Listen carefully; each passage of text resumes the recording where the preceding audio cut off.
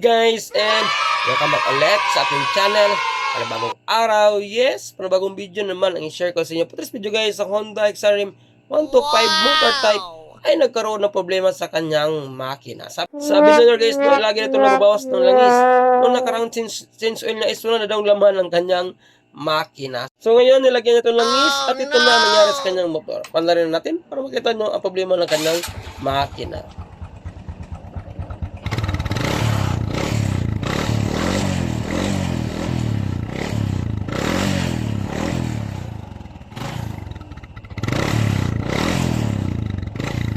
Ngayon, nakita nyo na kung bakit naubos ang langis sa motor ni Bossing dahil yun is nasusunog sa kanyang combustion chamber.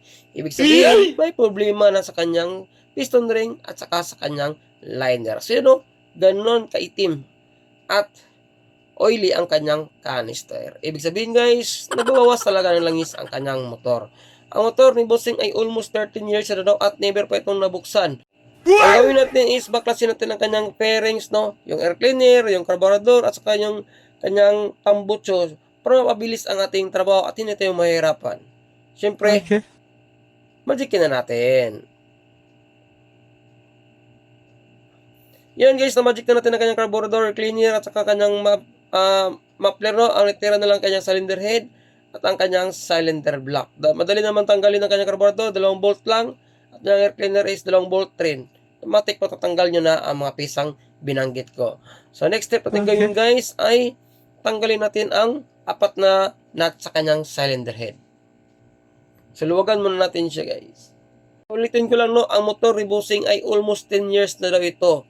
So never pa itong nagalaw. Ang trabaho lang ng kanyang motor ay service lang no, ang araw-araw hatid sundo ng kanyang estudyante. So marahil dahil na sa katandaan ng kanyang motor ay nagkaroon na talaga ng problema ang kanyang piston at saka piston ring. Dapat ng kanyang lifespan para maabot na talaga sa punto na kailangan na talaga siyang i-rebore. So bakit ko ba sabi i-rebore? Kasi nga guys, kapag nagkaroon ng ganyang kadaming usok na lumalabas sa ating canister, alam na natin kung ano talaga ang problema nasa kanyang liner. Kung hindi man gasgas ang kanyang piston nung nagkaroon ng overheat, kapag maluwag yung liner at okay yung piston, liner pa rin ang problema. So ating gawin guys is tanggalin pa na ng kanyang cover ng kanyang camshaft sprocket. So may center bolt siya. Yan ang nilawagan ko. Pagkatapos luwagan natin ang 2 bolt ng kanyang camshaft sprocket. Pag maluwag na yan, is saka natin natanggalin yung 4 na nut sa ating cylinder head. Huwag muna natin tanggalin yung camshaft sprocket guys kasi meron pa yung tensioner toser na nakatulak sa kanyang timing chain. So ang gawin muna natin is tanggalin muna natin ang 4 na nut sa kanyang cylinder head at saka 4 na washer. Kung yung motor ay Honda XRM 125 motor type, kahit hindi motored, kapag umabot na sa 13 years, hindi na yan logi guys, no, para sa akin. Kasi meron yung mga bagong motor na release kahit mga 4 months to 5 months lang ay umuusok na. So next na gawin natin is tanggalin natin ang kanyang toser guys. Para makuha na natin yung kanyang camshaft sprocket at 2 bolt na nakalagay sa kanyang camshaft sprocket. So tanggalin na natin. Kadalasan kasi sa ibang motor na mga brand new ngayon, kahit mga 2 months, 3 months, 4 months pa lang ay umuusok na. Sa case scenario ni Bossing ay almost 10 years, 13 years na ito nagservisyo sa kanyang motor. At ngayon lang daw ito mabubuksan. So, tingin nyo guys, hindi na talaga siya lugi. Kahit kayo, kapag yung motor ay umabot ng ganitong senaryo, sapat na siya para pwede na natin siyang i-rebore. Or kung meron kayong budget, pwede rin balitan nyo ng bagong block at saka piston ring, no? Para balik standard pa rin ang inyong makina. So, for the meantime guys, is para makamura muna, is i-rebore muna natin ang kanyang motor. So, loads, pops, pwede lang ba piston ring palitan? Hindi pwede guys, kasi kapag piston ring lang, uusok pa rin ang ating motor. Or kahit valve silang palitan, uusok pa rin yan. Kasi, ang problema ng kanyang makina is nasa liner. Kapag once nasa liner ng problema, kahit palitan mo pa yan, piston ring, uusok pa rin yan. Kasi, may part sa liner na nagkaroon siya ng problema. Either may gas-gas, may hairlines, or may lalim na, or may kalawang, or kahit anong mga problema sa kanyang liner, doon magpipenetrate unti-unti ang ating oil at papasok sa ating combustion chamber, susunugin, at ito ay mag-convert ng puting usok. Yun lang po ang pinakasimpleng explanation ko yan guys, kapag magkaroon ng ganitong senaryo ang ating mga motorsiklo. So, tanggalin natin ng 2 stud bolt sa kanyang cylinder block para pwede na natin mabunot ang kanyang cylinder head. Yun, no?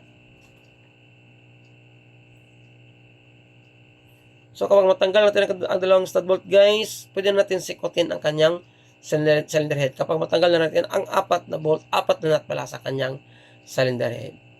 So unti-unti lang natin sikutin. Sana buwinasin tayo at hindi tayo mahirapan tanggalin kanyang cylinder head.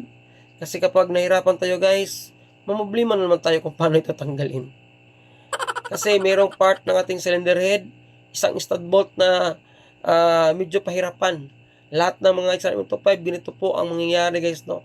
Kapag umabot ng ating motor ng 10 years pataas, so mahirapan na siyang tanggalin kasi may problema sa stud bolt sa ating makina. Yung sa ibabang bahagi guys, sa left side na bahagi. So buwinas tayo, natanggal agad natin ang kanyang cylinder head.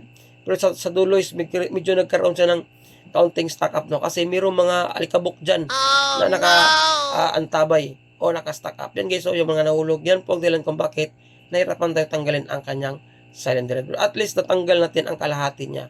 Ang gawin natin is ibalik at hilain natin ng paulit-ulit para makaroon tayo ng persa at mabunot natin siya. Pero mas maigi is tanggalin natin ang kanyang chin guide para hindi tayo marisgrasya at pwede natin at may iwasan natin maputol ang kanyang chin guide. So tanggalin mo natin yan guys para magkaroon tayo ng tamang persa para mabunot natin ang kanyang cylinder head. Kahit yung cylinder head gasket, pwede natin siyang itira. Yun, tanggal na siya guys. So, kailangan ng pwersa, no?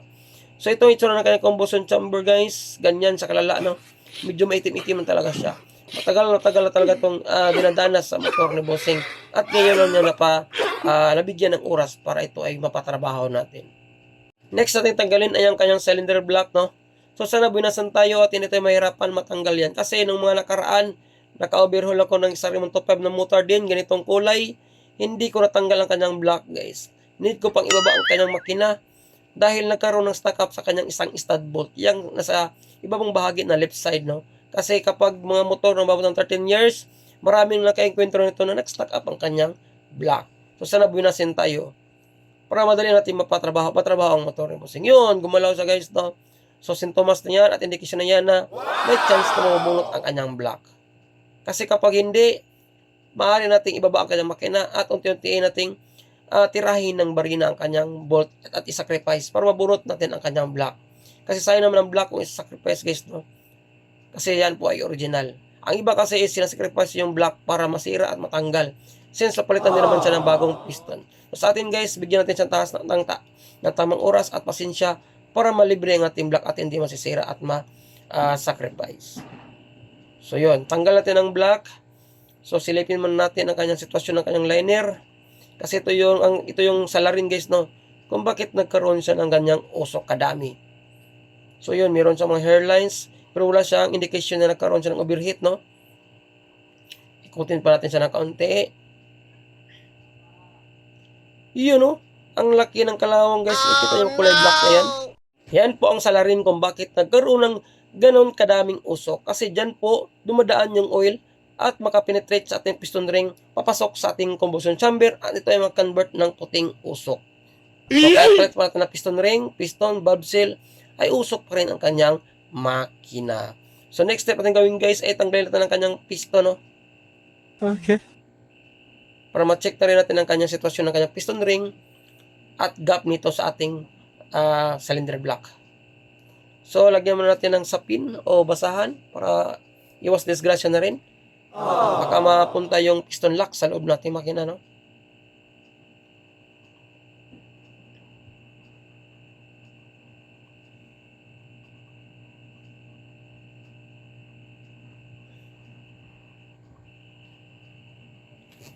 So, tanggal ang lock guys.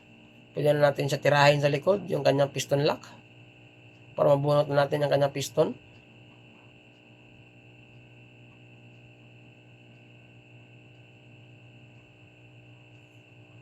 So, boss, loads, pops, idol, anong pinaka mabisang gawin para hindi na yan usok ang ating motor? Kapag mga ganyang senaryo guys na sobrang dami talaga ng usok na lumalabas sa ating kanister, ang gawin natin is, kung gusto nyo makatipid is subject for rebore lang guys, no? Kasi kapag rebore, ang budget lang nasa mga 2K plus lang o 3K. Pero nakadepende pa rin yan sa mga mekaniko na malapitan nyo o sa mga shop na mga suki nyo, no? Nakadepende ang prices po sa pisa at saka sa labor. Kasi hindi po magkapare ang presyo ng pisa sa iba't ibang bahagi ng ating lugar sa Pilipinas. So yun, kita natin ang kanyang piston guys, walang indikasyon na nagkaroon ng overheat, napakaswabe po ng kanyang piston, pero nagkaroon siya ng usok dahil po sa kalawang ng kanyang liner. Baka magtanong kung bakit nagkaroon ng kalawang ang ating liner. Nagkaroon ng kalawang ang ating liner guys once maka-experience ang ating motor ng makatambay ng almost 2 months pataas. Once makatambay ang ating motor ng almost 2 months pataas at hindi umandar, yan po ang mangyayari, no? Unti-unting kakainin ng kalawang ang ating liner. Much better po ang ating motor ay paandarin natin, no? Huwag nating i-standby.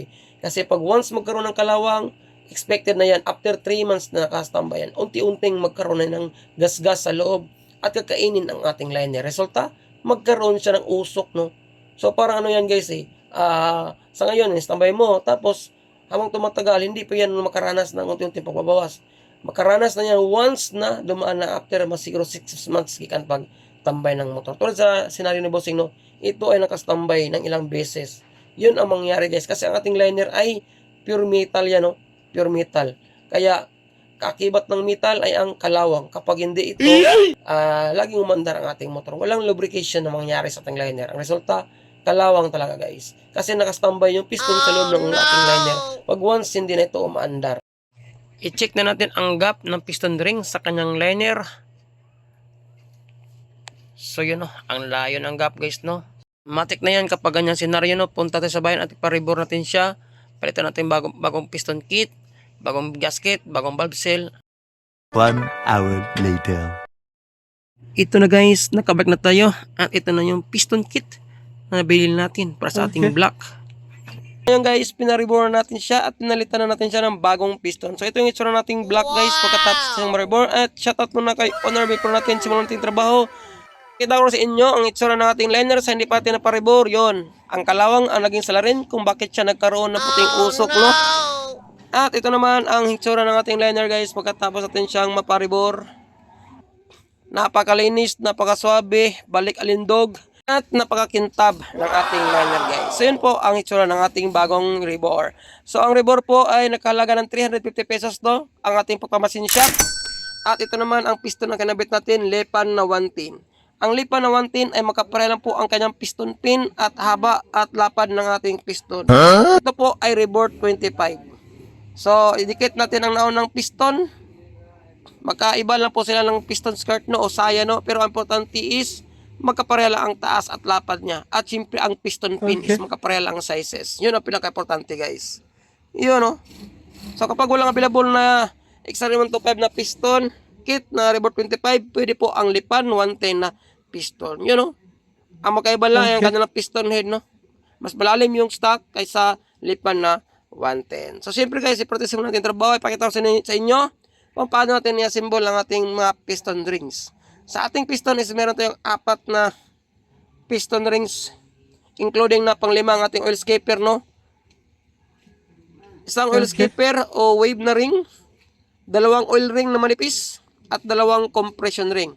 Siyempre kapag nag-assemble tayo ng piston guys, piston kit pala, ay natin i-assemble ang kanyang wave o expander ring, no? So ang ring end gap niya guys ay dapat nasa pin, no? Piston pin na posisyon. So depende na rin sa inyo kung saan nyo siya ilagay. As long as hindi magkatabi ang lahat ng mga ring end gap guys. Next ay ang ating oil ring, no? Sa pinakaunang bahagi na layer ng ating piston. So ang kanto naman niya o ring end gap ay nalagay ko sa kanto ng sa piston pin. Okay. So yun. So ang next, ito ang pangalawa nating oil ring. Sa ibabaw naman bahagi ng ating expander ring. So dyan naman ilagay sa kabilang kanto ng ating piston pin. So ang purpose guys ay para hindi magkadikit sila, no? At hindi basta-basta makapenetrate yung oil sa ating combustion chamber. Mas maigi is malayo ang kanilang ring end gap, no? Yun. Okay. Basta double check na lang guys na hindi lumalabas yung ring natin para hindi maputol pagpasok natin sa ating liner. Next, ang ating unang compression ring, kulay itim. Mayroong number yan, no? Letra, no? Dapat nakaposition yan sa itaas. Yun, no? Yung letra yan guys. So pinili kong itim kasi ito yung nakasanayan ko, at the same time is medyo makapal yung kulay itim. At nasa ibabang malakas na pressure guys, no? At hindi basta-basta makapenetrate ang ating oil na gagaling sa ating makina. So ang kanyang ring end gap guys ay nasa gitna, no? Yun, nasa gitna. Depende na sa taas o sa baba nyo ilagay. So next naman ang ating pangalawang compression ring o top compression ring, yung kulay puti. Siyempre, yung letra is nasa taas pa rin naka-position guys, o number na makita nyo sa kanyang piston ring end gap. Yung hindi makita guys. No? Pero ox lang yung importante is malagay nyo sa ibabaw yung kanyang numero o letra. So, ang kanyang ring end gap naman ay nakaposisyon sa itaas, yung may IN. So, yung may IN, kung makita kayo nyan is, yan po ay intake position ng ating piston. Nasa taas na position ng ating balbala. Halimbawa, boss, loads, idol, walang IN, dot lang arrow. Siyempre guys, sa exhaust yan, no? Tandaan nyo, exhaust po kapag dot or arrow ang makita natin sa ating piston. So, kapag IN naman, nasa ibabaw yan, ibig sabihin intake. So, okay na ang ating mga ring end gap at tama natin pagkabit ng ating mga rings. Ang next step ay siyempre guys, ikabit na natin siya sa kanyang connecting rod. Okay. Basta yung ring end gap guys, ulitin ko lang, dapat hindi makatabi kasi ang piston natin ay unti-unti ang iikot sa loob ng ating liner. Ayos. Sa ating gawin, ilagyan natin ng pampadulas ang ating connecting rod. Yan, siyempre lagyan natin ng counting lubrication. Next ay ang kanyang base gasket. Ito po ay nagkalaga ng 25 pesos o 30 pesos, no? Ang presyo nito ay nakalipindi pa rin sa mga kumpanya o tindahan o shop na pinagbibilhan. Sa Dismark at Saga or ano mga shop na nasa mga gilid-gilid, basta ang importante ito po ay naka-original packing, no? At nakita niyo naman sa texture ng ating base gasket. Pagkatapos malagyan natin ng kanyang base gasket, ay lagyan na natin ng kanyang piston saka piston ring. Siyempre, lagyan natin ng counting oil ang daanan ng ating piston pin, no? Para mabilis at smooth ang pagpasok nating piston pin. Huwag niyo sana kalimutan mag-like at subscribe, no? Kung ikaw ay ngayon pa lang napadpad sa ating YouTube channel. At pakipalo na rin sa ating Facebook page. Maraming salamat. So next, ilagay natin ang kanyang piston lock. Ito yung pinaka-importante guys, no? Ito yung dapat hindi malimutan sa lahat na nag-install ng piston at piston pins kapag tayo ay nag-top overhaul. Marami nang na-disgrasya nito guys, no? Nalimutan ilagay yung piston lock. Ang mangyayari, masira ang ating liner. Paano ba? Kasi unti-unting lumuluwag at lumalabas ang ating piston pin at sumasayad sa ating liner pa lang. Yun, resulta, magkaroon ng usok, loss compression o blow by, no? Kapag kapag nalilimutan natin ilagay ang ating piston lock sa ating piston pin. Napaka-importante po na focus lang tayo sa ating work para hindi tayo magkaroon ng problema o backjob sa ating trabaho. Next, ating lagyan ng oil ang ating liner guys, no? Pagkatapos lagyan natin ng oil ang ating piston. Napaka-importante po lagyan natin ng oil yan guys kasi ang purpose dyan is para mapabilis ang ating pagpasok ng ating piston sa ating liner. Amazing! Pag naglalagay na kayo ng piston sa ating liner, ang gawin nyo guys is i-double check nyo ang yung piston ring kung ito ba hindi umikot sa kanyang posisyon. Kasi kapag umikot ang ating piston ring sa ating liner at nagkaroon ng pagdikit, possible madaling makapenetrate ang ating oil sa ating combustion chamber, mitya na magkaroon ng puting usok na naman sa ating combustion chamber at maaaring magkaroon ng back job o failure ang ating pag-top overhaul. Mas maigi, before natin install natin piston is, ang ating mga piston ring end gap ay hindi magkatabi. Yun lang guys, ang lagi kong in-advise at pinaalala sa mga baguhan pa lang at ngayon pa lang sa profesyon sa kanilang pag-DIY bilang isang mekaniko. So kapag napasok na natin ang ating piston sa ating liner guys, unti-unti natin siyang ibaba ng dandahan at i-check natin ang ating timing chain kung ito ay napasok na natin sa ating block at syempre yung chain guide para hindi maputol.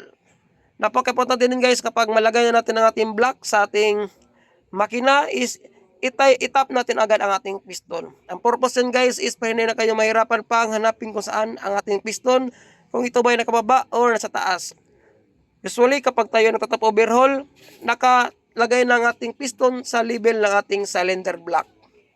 Yon. Tapos yung T-mark na naman sa ating timing is nakaposisyon na siya sa ating butas ng ating sa gilid ng ating stator.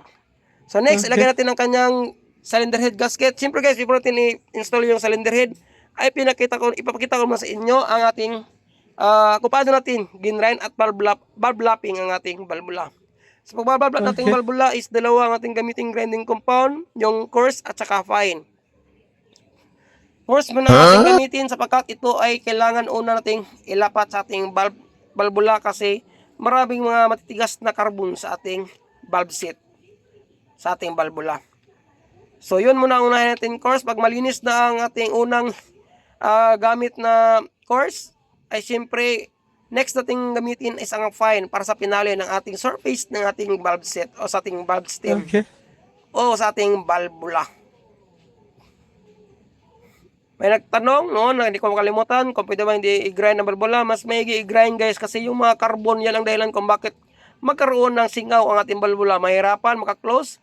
At the same time, walang persa ang ating motor kapag hindi natin i-valve lap ang ating mga valvula. Compulsory o required talaga, no, kapag tayo ay nag-top overhaul is papalitan natin ang valve seal. Pagkatapos natin gumamit ng course na grinding compound, next nating ilagay is ating fine para sa pinali ng ating valvula para makuha natin ang tamang linis at yung tab ng ating valvula guys. At the same time, yung ating valve set ay malinis na rin. Dapat ang dalawang yan is malinis para pag close open ng valvula is napakasilyado guys at wala talagang kasingaw-singaw. At makakuha pa tayo ng tamang air at saka fuel mix sa ating carburetor. Yon po ang benepisyo ng pagbabalve lap sa ating cylinder head.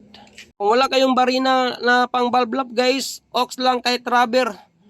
Mataas na rubber, pwede nyo ikutin, no? At ilagay nyo sa ilalim. Tapos ikutin nyo lang valvula hanggang sa ito ay magkaroon ng paglinis sa ating valve set. So depende na rin sa inyo guys kung anong mga diskarte nyo as long as ma-valve lap nyo o mag-grind ang ating valvula. Yon ang napaka-importante guys. Sa akin kasi barina lang ginagamit ko kasi madali lang at hindi abot ng mga 10 minutes tapos na natin pag-grind. So yan po ang pinali ng ating pagbabalve lap guys. So yon, tapos na rin ang intake, tapos na rin ang exhaust. So yun ang pinali, napakaputi na, wala na yung kulay itim, carbon-carbon na nakadikit sa ating valvula. Yan, yan po ang pinali natin. Pati intake, yun, malinis na rin, wala na mga carbon na nakasabit. Next thing gawin is linisin natin gamit ang gasolina. Para makita natin ang totoong itsura ng ating pagbabalve lap. Hangin na natin ng kaunti.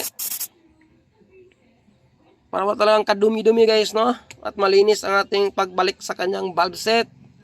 So siyempre linisin nyo rin ang kanyang valve set guys, no? Kasi meron ng mga natitira mga grinding compound.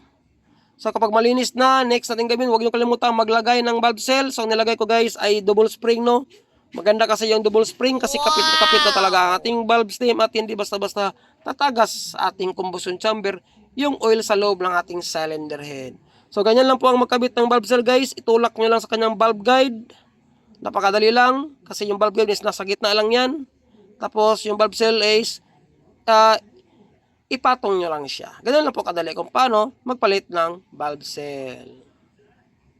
You know, meron tayong full video nito guys, no? Pag dismantle, assemble ng cylinder head.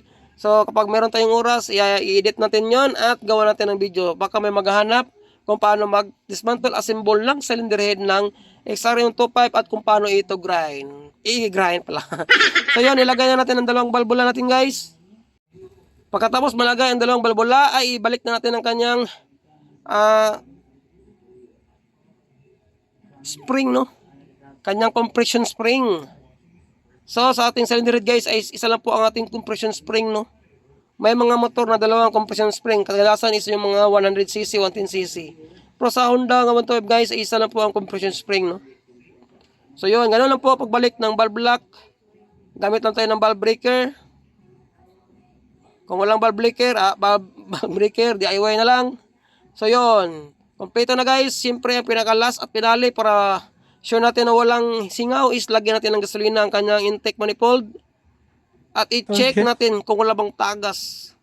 Ito yung pinaka-importante guys, no? Kapag tayo ay nagbabalve lap, kung i-check natin kung meron bang tagas. Wala. Yun, success guys, walang tagas. Yun kasi napalinis natin ang tama ang ating valve set at the same time ang ating valvula. Sa next naman ay ang kanyang exhaust. Lagyan natin ng kaunting gasolina at i-check na rin natin. So yun, malinis na siya guys, walang tagas. Surbol natin ito na maganda ang minor at resulta ng ating pag-top overhaul. Amazing! So next step guys, i-symbol natin ang kanyang cylinder head. So hindi ko na napakita sa inyo kung paano i-symbol yung cams. Ang importante is napakita ko sa inyo kung paano mag-valve lap. Bibigyan ko na kayo ng video guys. Mag-upload na tayo ng full video kung paano natin i-assemble, dismantle ang ating cylinder head ng XRM 125. Sabi natin ang kanyang timing chain. Pagkatapos malagyan natin ang kanyang tensioner chain guide. Yun, siyempre, huwag natin kalimutan ilagay ang dalawang stud bolt sa gilid ng ating cylinder head. Next ay ang apat nating washer na may nag-iisang bronze washer. Yan po ilagay natin sa may part na kung saan nagkakaroon ng oil passage papasok sa ating cylinder head galing sa kanyang oil pump. Yung tatlo is nasa ibabaw, dalawa, at ang isa naman sa left side na bahagi sa ibaba. So yung tinuro guys, dyan po lumalabas ang oil na galing sa ating oil pump. Ilagay natin ang apat na nut. Siyempre, usually kapag tayo ay nagigipit ng nut sa ating cylinder head, ikis lang guys ha. Ikis lang ang ating paraan para tamang lapat lang ating gasket at hindi magkaroon ng pagtagilid sa paghigpit. Ulit-ulitin ko lang guys, no, kapag tayo ay nagtap of overhaul, lagi kong binabanggit at inuulit na ikis lang ang ating paghigpit. Kasi kapag hindi natin naiikis yan at dalawa lang nut ay higpit natin sa ibabaw, ang mangyayari is tumagilid ang ating gasket at possible na magkaroon ng singaw. Yan po ay diskarte ko at nagdepende na rin sa inyo kung agayahin nyo o hindi. Kasi ito po ay proven and tested ko na rin na trabaho. Pagkatapos maigpitan ng ating apat na nut, next is kadalawang stud bolt sa tagiliran. Huwag natin kalimutan guys, kasi meron ding mga senaryo na kalimutan higpitan ang dalawang bolt ng ating cylinder head, yung stud bolt. So possible, kapag nalimutan ay sisingaw ang ating gasket sa tagiliran. So next step, ang kanyang camshaft sprocket guys, ilagay na rin natin. Yung tinuro kong dot, yan po ay nakaposisyon sa top. So may guide din guys, tinuro ko yan na parang kudlit o arrow dyan sa dapat tumatama, no? Asin sa katap ng ating piston automatic, itatap na natin ang camshaft sprocket. Basta guys, yung cams natin na nakalibre yan, pre-wheel yan, umiikot yan. Kasi ibig sabihin naka-close ang ating lobe, at the same time ang ating valvula is naka-close. Para mapabilis ang ating trabaho pagkatapos natin siyang matap overhaul at madali siyang paanda rin guys. Yan po ang purpose, no? So yan nakalagay ng ating camshaft sprocket. Yang tinuro ko sa arrow guys, dapat nagka-coincide yan ha, yung dot at saka yung guhit na yan. Ibig sabihin, nakatap ng ating camshaft sprocket at the same time, ang ating piston ay nakatap na rin. Yung timing naman o T-mark is makikita nyo once nakatap na ang kanyang camshaft sprocket guys. May T-mark yan at may guhit. So, ibig sabihin, nakatap na ang lahat at the same time, nakaposition top din ng ating piston. So, maaaring hindi natin mahirapan makuha ang ating compression.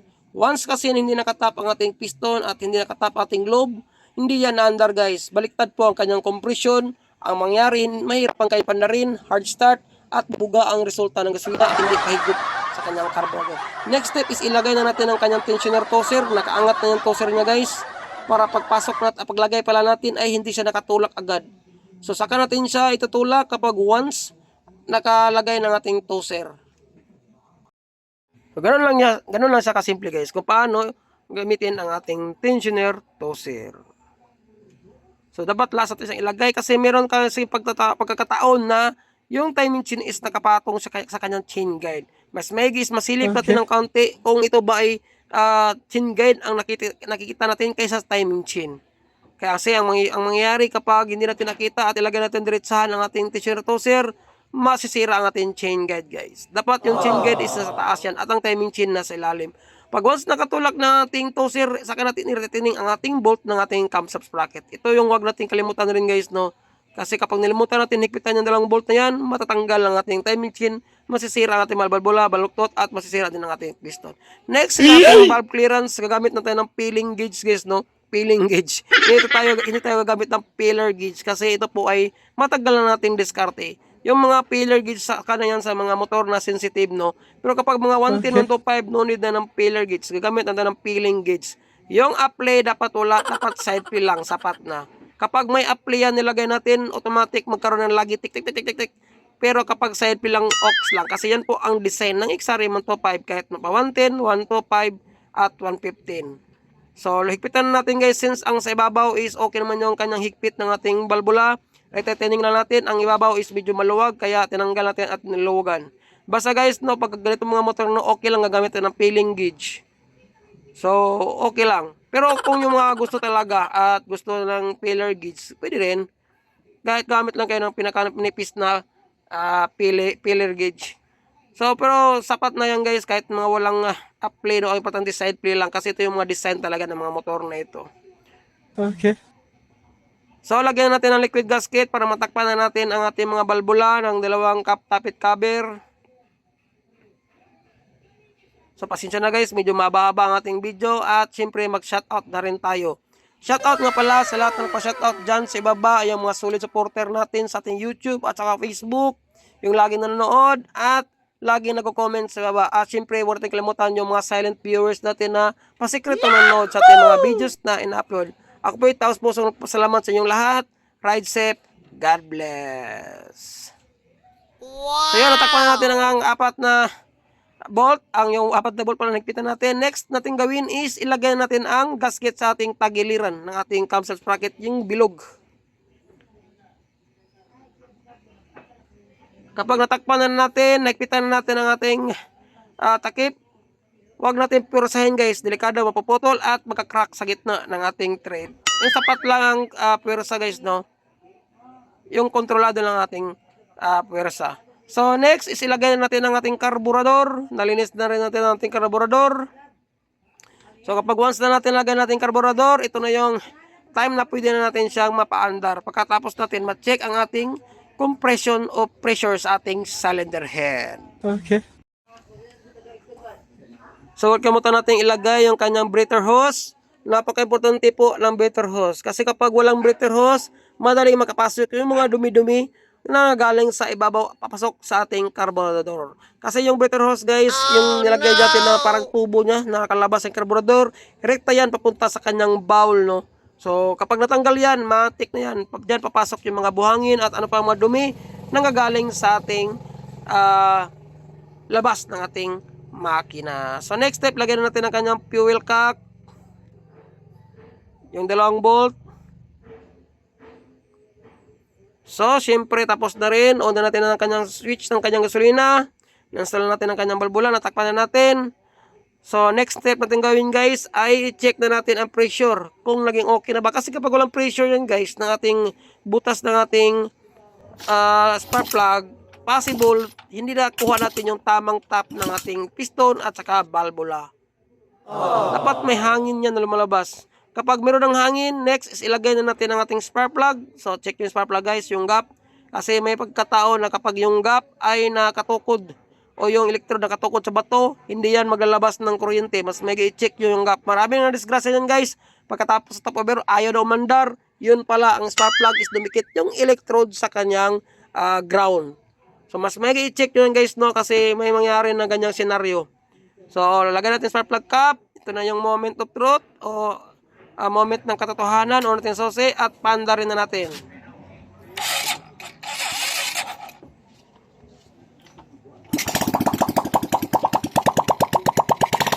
So yun, namandang na guys. Wala siyang puting usap na lumalabas sa kanyang bunganga. Ibig sabihin, ox na ox ang ating pagtrabaho. Yun, no? Dapat kung may problema yan, umusok na yan guys.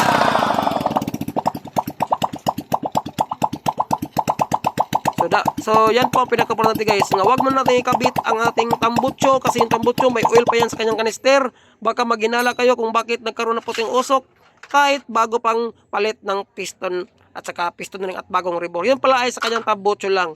So pandarin natin uli para i-check natin ang kanyang oil passage, kung mayroon bang oil passage, kung mayroon bang oil na pumasok sa kanyang cylinder head. Yung may tanso guys, yan, yung may tanso yan. Diyan natin luluwagan kasi diyan po dumadaan yung oil na galing sa kanyang oil pump. Okay. So kapag may tulo yan, matik guys, may oil na papasok sa ating cylinder head. Yan nag-lubricate sa ating rocker arms at saka camshaft. So ox na, meron ng oil passage, workable na siya. Ang next natin gawin guys, para makita natin kung wala na bang usok na lumalabas sa kanyang kanister, ay ikabit na natin ang kanyang kanister mismo. Ang buong tambutso pala. Ikabit na natin yan guys, para sa pinali ng ating trabaho, no? Para makita na rin natin kung wala na bang, di na ba gaano maraming usok na lumalabas sa kanyang canister. Since wala na po yung usok na lumalabas sa bunganga ng kanyang cylinder head. Punas-punas ng kaunti para wala mga oil at hindi usok ang ating makina. So, na yan. Magikin na natin yung pagkabit ng ating tambutso para mabilis ating trabaho. Patayin muna natin ang kanyang susi. So, magikin na natin yan guys. So ito na, nakabit na natin ang kanyang kanister, ang buong tambutso pala. So pandarin na natin guys. Siyempre, before natin pandarin yan, ay pakita ko na sa inyo, pasilip ko na sa inyo, ang before ng kanyang makina, hindi pa natin siya na-rebore. Ganyan karami ang usok. Parang nilagyan ng diesel yung tangke. For more than 13 years na servisyo, ganyan na po sa kadaming usok. So ito naman ang ating makina pagkatapos natin siyang mapariwar guys. Iuna natin ang susi uli. Panlarin natin. So ang layo na pagkaiba guys, no? Wala na talaga siyang usok. Yun, no? So halimbawa, kung mayroong usok yan, pagkatapos kayo magkatapoberol sa ibang mga shop, kung makilala yung shop, last ng botso lang po yan, yung mga oil na nakadeposit sa kanyang canister. Almost 1 week pa yan, saka maubos yung mga oil na nakadeposit dyan. Para kung sigurado talaga at diskumpiyado kayo, tanggalin nyo ang canister at panlarin nyo kapag walang usok sa bunganga, last ng botso lang, yun ang problema niya. Kung bakit nagkaroon siya ng usok kahit bagong rebor at bagong palit na piston ring. So yun lang guys, no, sa araw nito, no. Siyempre, nagpapakilala naman sa mga bagong subscriber at bago pala sa ating channel at nanonood. Maraming salamat at siyempre, see you sa aking next video. Ride safe. God bless sa ating lahat.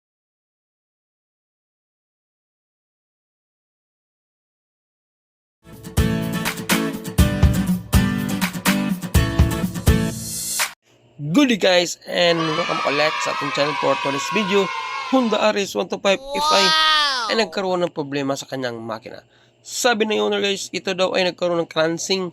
Para bang nagkaroon ng lagutok sa loob ng kanyang makina. Ay siyempre, una natin ang susi para marinig nyo kung anong meron tunog ang kanyang makina at saan ito nang galing. Kaya paanda rin natin guys.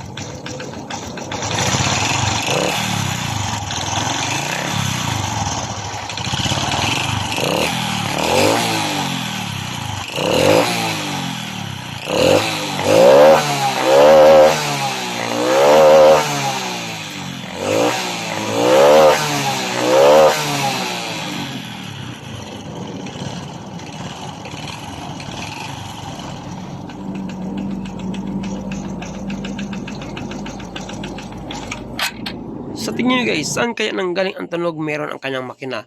Ito ba ay connecting rod o ito ba ay piston slap?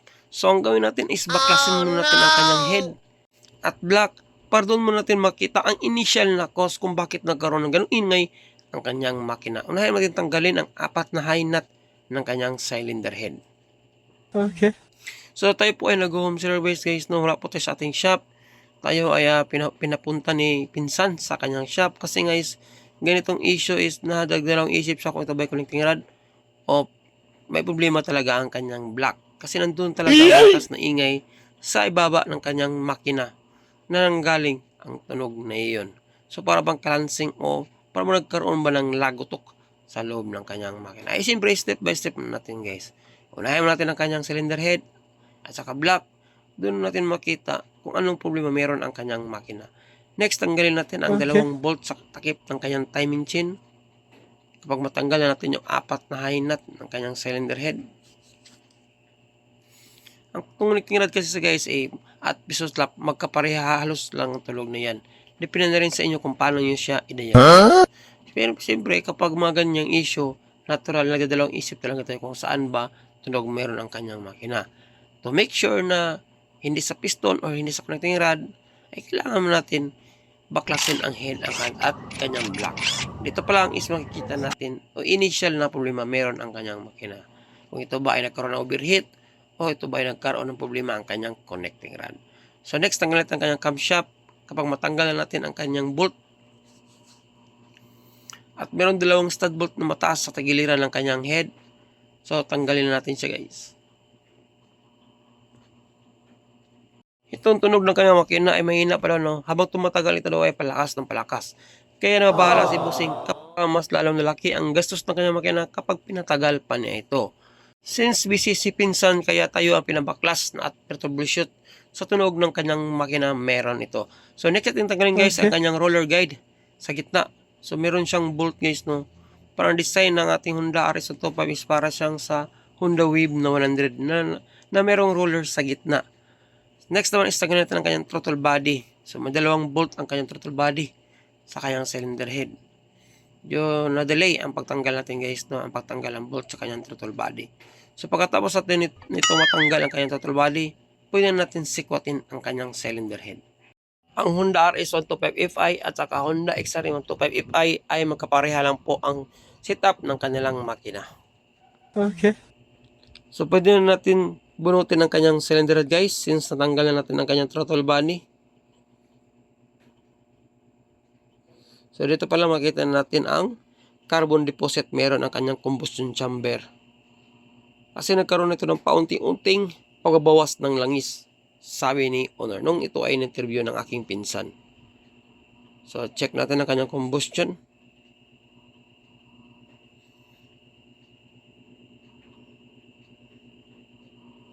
So yun, klarong-klaro guys. Nagkaroon na talaga siya ng puting usok sa kanyang makina. Kapag nirib mo kanyang motor is nakita mo talaga yung puting usok na paunti-unting lumalabas sa kanyang tambutso. So hindi ko na pagtagal kanina guys nung sa video kasi nakalimutan kong i-focus ang camera. So pero makita naman natin sa sitwasyon ng kanyang combustion. No? Next natin tanggalin ang kanyang cylinder block. Sa story sa motor ni Busing, ito daw ay first time pang nabaklas ang kanyang makina. At nasa mga 3 years pa daw ito simula na itong nabili. Ibig sabihin, napakabata pa talaga ng kanyang makina guys na naka-experience ng ganitong senaryo. So hindi na rin nakapagtataka kasi na ito ay ginagamit ni Busing na habal-habal. Ibig sabihin, araw-araw itong tumatakbo at araw-araw itong nagsiservisyo kay Busing. So meron ako nakita guys na malaking gasgas sa ibabaw ng kanyang piston. Possible ito ang dahilan kung bakit nagkaroon ng ingay ang kanyang makina. So kapag nag-minor ang ating motor guys, isula siyang ingay. Kapag nire-revo, doon lumalakas ang kanyang kalansing sa kanyang makina. So, ibig sabihin, ang problema meron ang kanyang makina guys ay piston slap. So kailangan natin bunutin ang kanyang piston para makita natin na malapitan ang sitwasyon ng kanyang piston kung gaano kalaki ang gasgas meron ito. At syempre, kailangan natin silipin ang kanyang cylinder block kung gaano karami din ang mga hairlines o nagkaroon ng mga gasgas. No, para doon natin makumpara kung ito ba talaga ay piston slap. Dahil dito pa lang alam na natin guys na itong dahilan kung bakit nagkaroon ng kalansing ang kanyang makina kapag ito ay nire-rev. Pero kapag naka-minor is wala naman siya guys. So check natin. Yun no. Klarong-klaro ang dami ng gasgas sa kanyang piston skirt o kanyang piston saya. So nangalogan guys, ito ay nagkaroon ng overheat. Baka si Busing ay naka-experience ng matagal na nag-change oil. No, baka nakalimutan niya mag-change oil o mag-PMS. Kaya naka-experience ito ng overheat. Saka siya nag-change oil lang ito ay malapit nang maubos ang kanyang oil. So, again guys, ang problema talaga ng makina is piston slap. Siyempre, check muna natin ang side play ng kanyang connecting rod. So, nakita naman guys, goods naman siya no. Normal lang side play. Malit lang ka ng side play ng kanyang connecting rod. So, ang gawin natin guys is dadalhin muna natin ang kanyang cylinder block. Papamachine shop muna natin ito, iparibor. So yun o, dyan pa lang guys o, dami ng gas-gas sa ibaba na bahagi ng kanyang cylinder wall. So iparibor muna natin ito sa bayan. Maghanap tayo ng piston na kapareha niya. Kung wala tayong mahanap na piston guys, ang gawin natin is bibili tayo ng piston ng Honda XR 125 na carb type. Kasi magkapareha lang po sila. Kaya lang medyo may kahabaan ng kaunti ang carb kumpara sa ating FI na piston. So, meron tayong kaunting modification para magamit natin yung carb na piston guys. So, for the meantime, ipaparibor natin ito. Kapag nawala ito guys, ibig sabihin, piston slap lang ang problema meron ng kanyang makina. Pero kung nandun pa rin yung ingay, possible na tatamaan na rin ang kanyang connecting rod. So, yun no, daming gas-gas, meron ang kanyang cylinder block.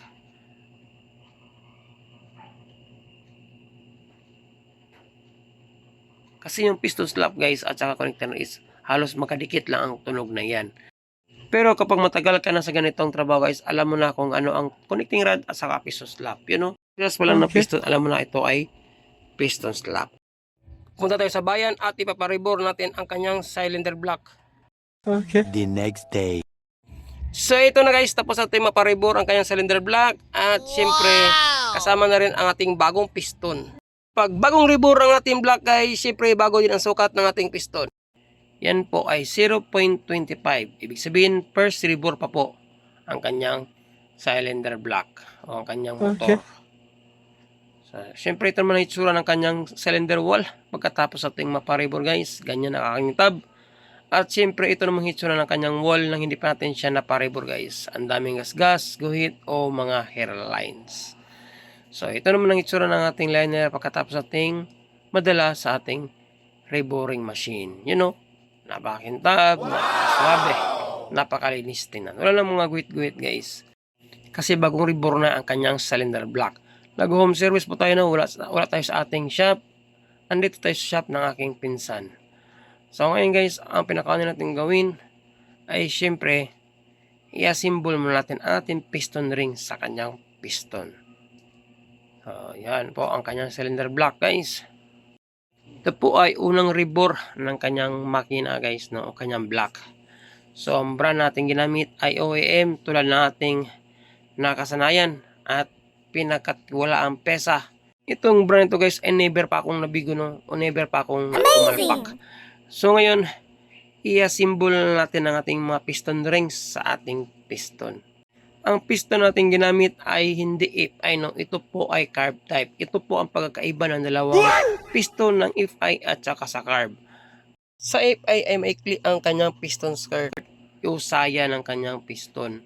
Samantala naman ang ating piston ng carb na Honda XR125 ay mahaba ang kanyang saya. Pero ang pinaka-importante is magkapareha ang kanyang pin o lagayan ng pin sa ating piston. Yun po ang pinaka-importante. Kahit na mas mababa ang ating piston skirt, ang importante is maka-level din ang piston natin. So kasi pwede po natin bawasan yung piston skirt guys. Yan po ang tinuro ko. Yan po ang kanyang piston skirt. At ang piston skirt naman ng carb na piston ay medyo mahaba ng kaunti. So binawasan ko yan guys ha. Yang tinuro ko, medyo mahaba-haba po yan. Kaya binawasan ko siya ng kaunti. Kasi po ang purpose ng hindi tatama ang ating piston skirt sa ating crankshaft kapag ito ay bumaba. Yan ang po ang pagkaiba sa dalawang yan. So far, ang pin at saka level ay magkapareha. Yan po ang pinaka-importante. Kahit mahaba ang piston skirt ng carb, madali lang siyang bawasan. So ngayon i-assemble natin ang ating piston rings sa ating piston guys. Saka ko i-assemble ang ating piston sa ating connecting rod. Siyempre pasilip po sa inyo ang simpleng paraan o diskarte natin kung paano natin i-assemble yung mga piston rings sa ating piston. Siyempre ang piston rings guys ay 5 bahagi yan sa ating piston. 2 oil ring, isang expander ring at saka 2 compression ring. So yung expander ring guys parang kulubot na ring na parang weave at yung 2 manipis na ring yun po ay ang kanyang oil ring. Unahin natin yung symbol ang ating expander ring sa ibabang bahagi ng ating piston. Ang next naman natin ilagay is ang 2 oil ring na manipis na nagiging sandwich ng expander ring. Isa sa ibaba at isa sa itaas. So parang sandwich yan guys ang pagkalagay natin ng 2 oil ring sa ating expander ring. Napakadali lang po i-assemble ang ating rings. Ito po ay malaking tulong sa mga bago pa lang mag-install at siyempre nagpaplano mag-DIY sa kanilang motorsiklo kung paano mag-install ng piston rings sa ating piston. Siyempre kapag tapos na natin ma-install ang 2 oil ring sa ating expander ring, ang next ating kabit ay ang ating first compression ring guys. Sa ating first compression ring ay siyempre 2 ang kulay na ating ma-encounter, kulay itim at saka kulay puti. Tulad ng ating nakasanayan, ang unating kinabit ay ang ating kulay itim na compression ring guys. Kasi yun po ay makapal. So yun po ang nakasanayan natin. So nakabit na natin 2 oil ring. Ang next yung compression ring, yung kulay itim na sinabi ko. Pero depende na rin sa inyo guys kung ano ang unahin yung kabit, puti ba o itim. Pero sa akin, ang kadalasan kong in-install una ay ang kanyang kulay itim na compression ring. So, in-install yung kulay puti na top compression ring. Depende na sa inyo guys. Pwede niyong gayahin, pwede rin hindi. Yan po ay diskarte ko lang. So, nakabit na natin ang first compression ring. Siyempre, ang importante no is magkadistansya po ang buka ng ating piston ring.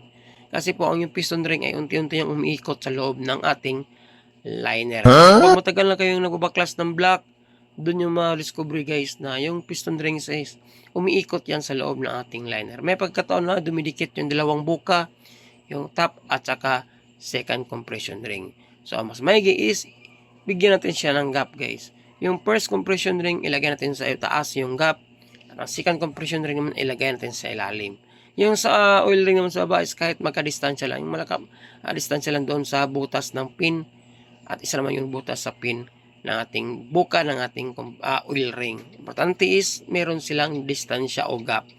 So next, ilagay na natin ang ating piston. Before natin ilagay yan guys, lagyan muna natin ng oil ang ating connecting rod.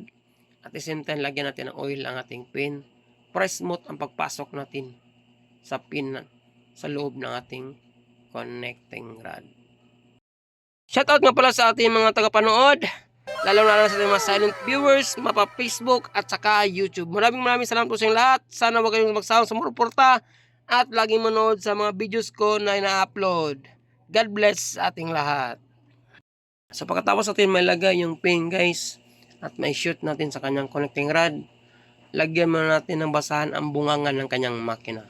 So para maiwasan natin lumipad yung piston pin o piston lock. Kahit matagal na tayo sa ganito guys, mas maigis manigurado tayo para maiwasan natin magkaroon ng problema in case nalilipad yung lock sa loob ng makina. So yun po ang purpose ng basahan na yan guys. So pagkatapos malagay natin yung lock,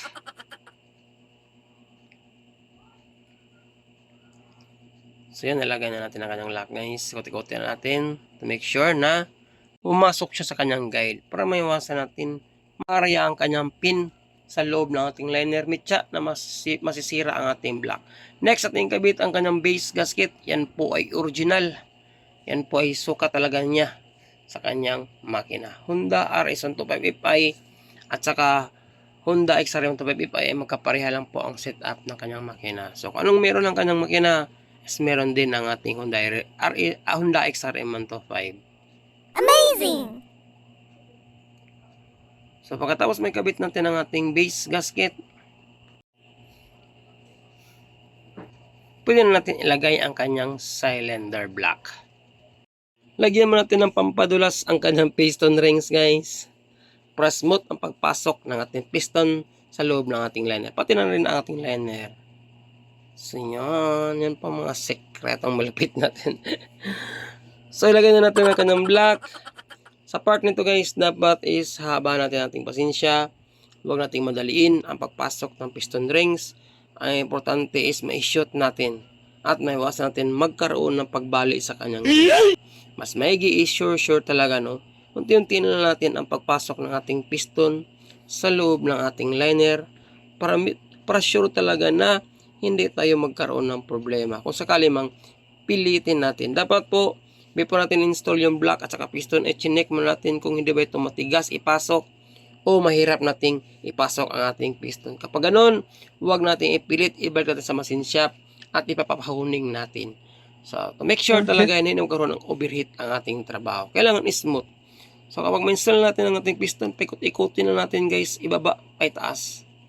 Kung smooth ba siya ang pag-ikot at hindi ba siya pilit o matigas paikotin. So, okay naman lang kanyang ikot. Napaka-smooth naman. Ibig sabihin goods. So, ang next natin gawin guys ay i-check natin ang kanyang timing mark. Kung tumama ba ito sa sentro. So, may kita kayong letter T. Yan po ang kanyang timing mark. Ibig sabihin, automatic nakatap na ang ating piston. At madali natin ma-access ang kanyang timing. So, next, before natin ikabit ang kanyang cylinder head, ipakita sa inyo guys na pinalitan natin siya ng bagong valve seal. Ang valve seal po na nalit natin ay double spring na design, hindi single spring. At siyempre, nag-grind din tayo guys. O nag-valve wrap din tayo dyan. Napaka-importante po kapag mga ganitong scenario is nag-valve wrap talaga tayo. Huwag nating i-miss na black lang. Ipapalit natin. Rebore lang ang gawin natin. Mas maigi, magpapalit tayo ng valve seal kasi kasama na yan sa top overhaul. Kasi part ng ating cylinder head na kailangan talagang palitan ng valve seal once na tayo ay nagtap up overhaul. So, yan po ang paraan kung paano makabit ng valve seal guys ha. Idiin nyo lang yan sa gitna, automatic masushoot na yan. Yun no? O, di ba? Ganyan lang ang paraan kung paano magpalit ng valve seal. So, syempre next, ilagay na natin ang kanyang roller sa gitna. Ito ay makaparehang design sa XRM na 110 at saka W100.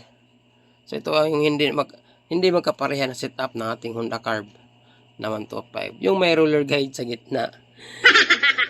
Siyempre guys, gumawa rin tayo ng video kung ano ang sukat o haba ng ating timing chain ng Honda RS 125 E5.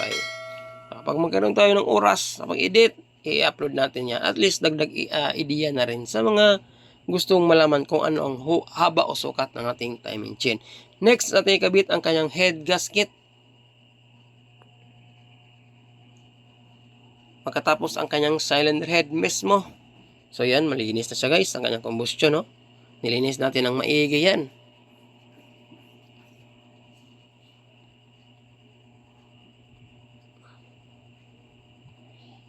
So tayo po ay nag-home service.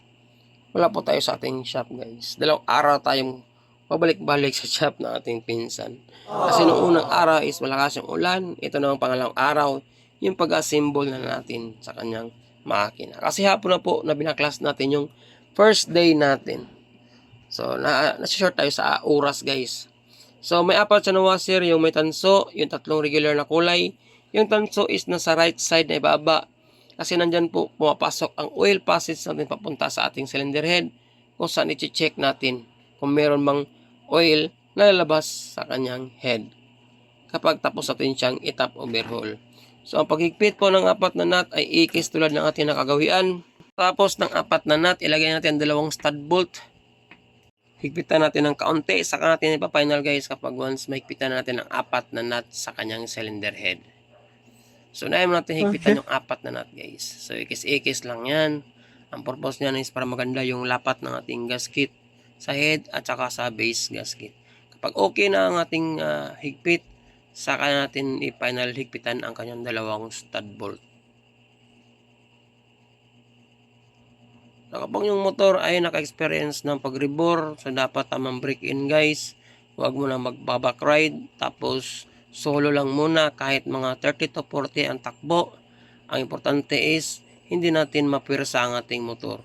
Iba yung break-in ng brand new na galing kampanya at ang break-in ng mano-mano lang pag-rebo. Ang importante is, maiwasin natin magkaroon ng overheat ang ating makina. Yun po ang purpose ng ating tamang pag-break-in sa mano-manong pag-rebore ng ating motor guys. So, dapat i-advise nyo muna sa mga customer nyo na iwasan natin mapwersa ang ating motor. Lalo na mga paahon, iwasan natin mga paahon at least mga 1 week. Dapat sa mga natural lang na highway ang ating motor para mawasan natin magkaroon ng problema sa ating trabaho. So, yun po ay naka-timing na. Nakatap ng ating piston. Nakita nyo naman ang timing mark. So, pwede natin ilagay ang kanyang camshaft sprocket. Ito naman ang timing mark ng ating camshaft sprocket. Nasa sentro, may dot yan. Yung tinuro ko guys. Yan po ang kanyang timing mark. At yan naman tinuro ko yung cams is dapat nakatap na rin. At yan naman po palatandaan na nasa tama ang ating timing mark. Nasa sentro yung guhit na yun o araw na yun. So, dapat po lahat ay nag-coincide para hindi kayo mairiwasang mag-aberya kung sakaling paandarin nyo na ang motor. Once na tumama na yung timing lahat, nagka-coincide niya, expect nyo na guys na hindi kayo magkaroon ng problema. Okay yung andar, okay yung performance, at the same time, hindi siya mahirap paandarin. Amazing! So, yun po ang tamang paraan kung paano natin ibalik ang kanyang timing. Kahit nyo na check yung timing kapag kayo nagbabaklas, pero kapag matagal na kayo nagbabaklas, alam nyo na kung saan ang tamang pagbalik ng camshaft sprocket at ating timing mark. So, silipin natin ulit. Kung hindi ba gumalaw ang ating timing mark. So, yun. Goods naman siya guys. No? Naka-steady lang ang ating timing mark. Yung letter T na yan. At siyempre, naka-align na rin ang ating timing mark ng ating camshaft sprocket. Kita yung dot na yan. At yung arrow na guide sa gitna, nagka-coincide na silang dalawa. So, mean to say, goods na ang paglagay natin sa kanyang camshaft sprocket. So, pwede natin ilagay ang kanyang bolt sa gitna. at higpitan na rin natin.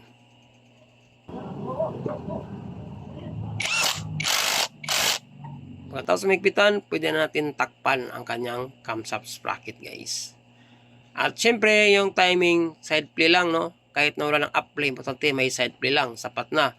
Kahit hindi na tayo gumagamit ng pillar gauge, kahit peeling gauge lang, okay na guys. Importante may play lang siya o clearance sa side play. Yun ang pinaka-importante sa mga motor na ito guys. Hindi kasi ito mga stricto, tulad ng mga ibang motor. So pwede natin takpan ang kanyang timing chain. Pagkatapos takpan at may lagay ang dalawang bolt, pwede natin takpan ang kanyang balbula.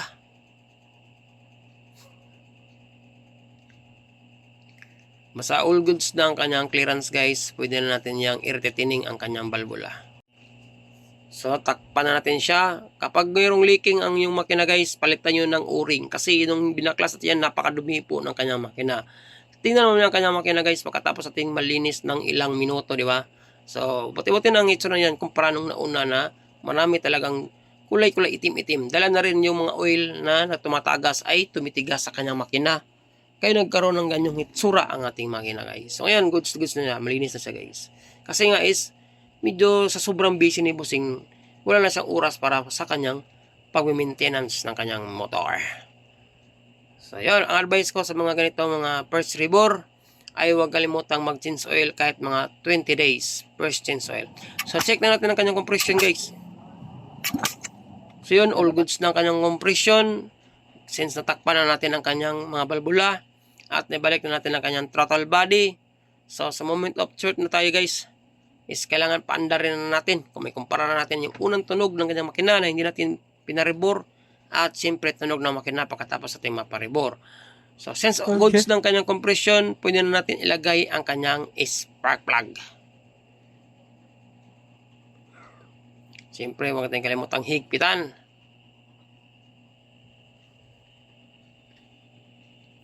So siguro masaya na si Bossing nito guys, no? Kapag manumbalik na ang tunog ng kanyang makina. So narinig ko sa usapan ni Bossing at ang aking pinsan na baka lang ibibenta niya itong motor na ito kasi nga is lalarga na siya sa abroad.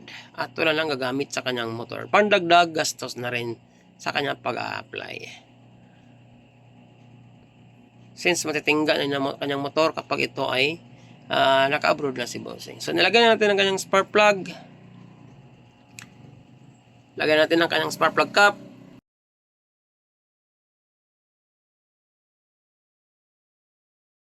Siyempre guys, paandar na natin ang kanyang motor. Start na natin. Let's go! Okay. Hindi mo natin nakabit ang kanyang muffler guys para makita natin yung output o resulta ng kanyang pag-andar sa kanyang bunganga ng kanyang tambutso kung mayroon pa bang usok o wala na.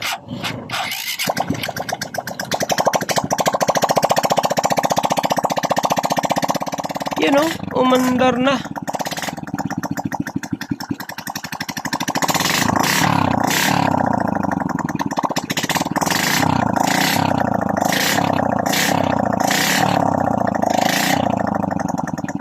Since umandar na ating motor at wala ng usok na lumalabas sa buwang ng tambot, so huwag natin kalimutan i-check ang oil passage kung may oil ba na papasok sa ating cylinder head.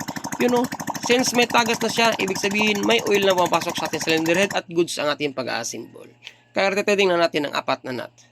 Ibalik na natin ang kanyang muffler para makumpara natin ang tunog ng kanyang makina nung hindi natin siya nabaklas at pagkatapos natin siyang maparibor.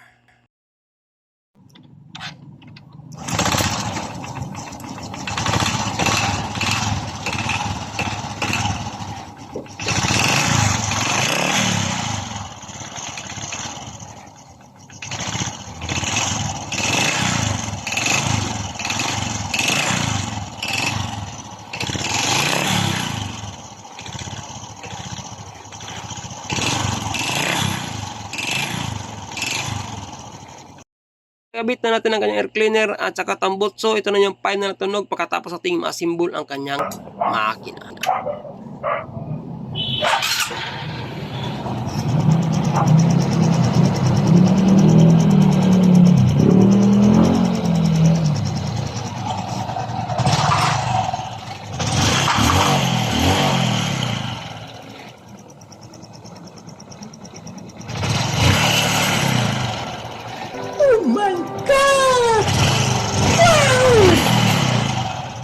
balik na sa brand new ang kanyang tunog. At confirm natin guys na piston slap talaga ang tunog meron ang kanyang makina.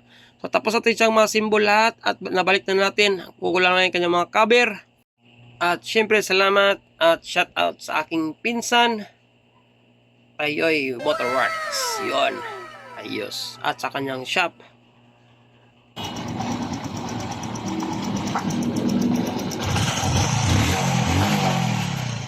Balik brand new na tunog ng kanyang makina. Yahoo!